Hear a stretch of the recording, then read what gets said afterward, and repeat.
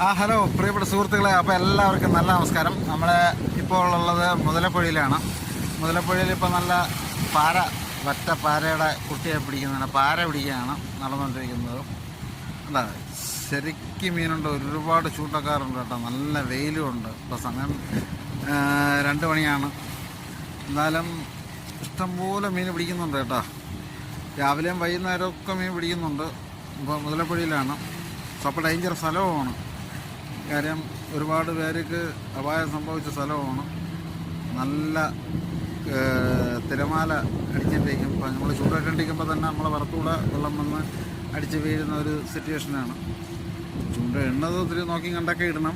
പക്ഷേ നല്ല റിസൾട്ടുണ്ട് കേട്ടോ. അടുത്ത പ്രദേശങ്ങളിലുള്ളവർക്കൊക്കെ ആണെങ്കിൽ